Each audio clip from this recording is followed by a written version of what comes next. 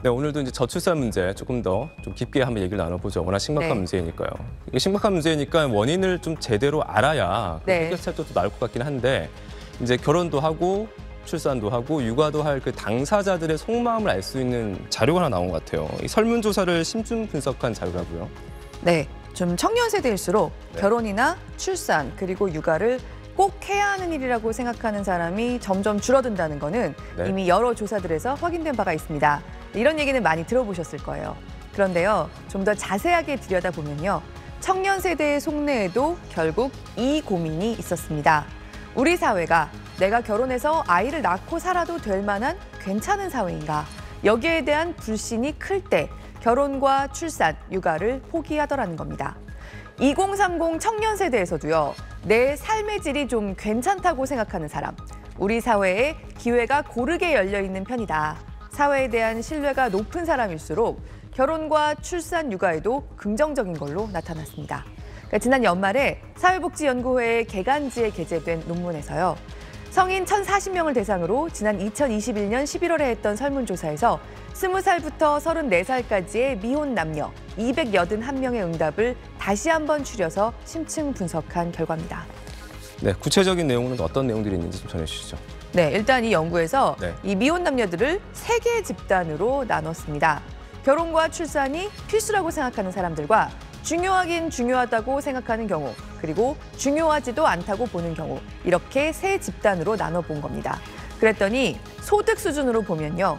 결혼과 출산이 살면서 꼭 해야 하는 일이다 생각하는 사람은 소득이 100만 원 이하인 경우보다 최소 200만 원 이상은 벌고 있을 경우에 승산비가 8배 이상 되는 걸로 나타났습니다. 그러니까 승산비는 상대적인 확률을 계산하는 통계 용어인데요. 오늘은 그냥 확률이란 말로 대체해서 지금부터는 말씀드리겠습니다. 그러니까 한마디로 미혼 남녀가 어느 정도는 소득이 있어야 꼭 결혼하고 아기도 낳아야지 생각하고 있을 확률이 훨씬 높더라는 거죠. 그러니까 교육 수준이나 건강 상태로는 큰 차이가 안 보였습니다. 고용 지위도 마찬가지였습니다. 뭐 대졸이냐 고졸이냐 또는 안정적으로 고용됐느냐 파트타이머냐 이런 걸로는 별 차이가 안 보였다는 겁니다. 하지만 응답자의 사회에 대한 신뢰가 높을수록 그리고 우리 사회가 비교적 평등하고 기회가 공평하게 열려 있다고 생각할수록 결혼과 출산을 중요하게 여길 확률이 그렇지 않을 확률보다 높았습니다. 특히 아이가 노력하면 더 높은 계층으로 올라갈 수 있을 것이다. 자녀 세대의 계층 이동 가능성을 긍정적으로 평가할수록 결혼과 출산을 필수로 여길 확률이 그냥 중요하다 정도로 생각할 확률보다 높아졌습니다. 그러니까 자기 자신의 계층 이동 가능성은 별로 중요하지 않았습니다. 자녀 세대의 미래를 밝게 볼수록 태도가 달라졌다는 겁니다. 공감이 되네요. 네. 네, 남녀의 차이가 좀 크게 나타났다는 것도 좀 두드러지는 특징이라고요. 네. 결혼과 출산을 필수라고 네. 생각하는 미혼 여성은 4%에 불과했습니다. 남성도 필수라고 생각하는 거는 12.9%에 그치긴 했습니다. 그래도 차이가 크죠. 결혼과 출산이 중요하지도 않다는 유형에 속할 확률도 여성이 남성의 2배 이상이었습니다. 근데 여기서 중요한 포인트가요. 기회가 공평하게 모두에게 열려 있다고 느끼지 않는 경우에 남성보다 여성이 결혼과 출산에 대한 태도가 더 부정적이었다는 겁니다. 그러니까 출산의 당사자인 여성들일수록 사회에 대한 신뢰가 낮을 때 출산과 육아를 포기할 가능성이 높다는 걸 다시 한번 보여주는 대목입니다. 저출생 문제는 결국 우리 사회의 근본적인 체질 개선에 대한 각오 없이는 해결될 문제가 아닙니다. 청년 일자리, 또 일과 가정의 양립, 또 기회의 평등에 대한 뼈아픈 고민을 더 이상 늦출 수 없다는 위기의식을 다 같이 공유해야 지금의 저출생 문제에 비로소 직면하기 시작할 수 있을 것 같습니다. 여성 1명이 평생 낳을 걸로 예상되는 아이 수를 합계 출산율이라고 하는데 이건 0.78명 나왔습니다. OECD 국가 중에 1명이 안 되는 유일한 나라인데 그마저도 독보적인 꼴찌입니다. 좀 암담한데요. 반대로 정부는 희망적입니다. 내년에 최저 출산율을 0.7을 찍고 서서히 올라가서 8년 뒤에는 다시 1을 넘을 거라고 전망합니다. 지난해에는 이렇게 이유를 설명했는데 함께 보시죠.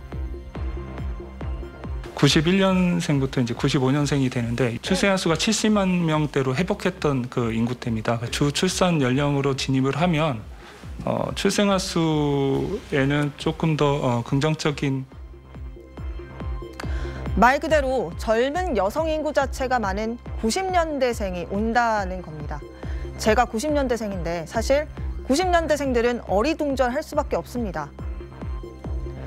일단 결혼과 출산에 대한 인식부터 달라졌습니다.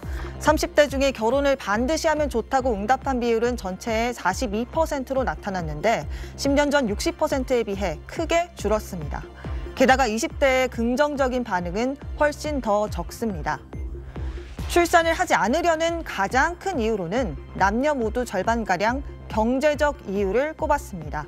두 번째로는 남자는 아이를 잘 키우기 어려운 사회 환경, 여자는 내 삶을 희생하고 싶지 않다는 점을 꼽았습니다.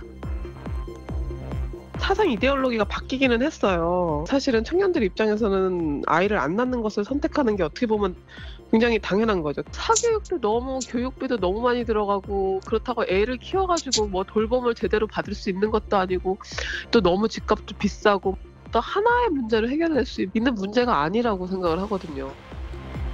젊은 세대의 인식도 많이 바뀐 만큼 출산부터 육아, 교육까지 다방면으로 차원이 다른 대책을 세워야 할 때라는 겁니다.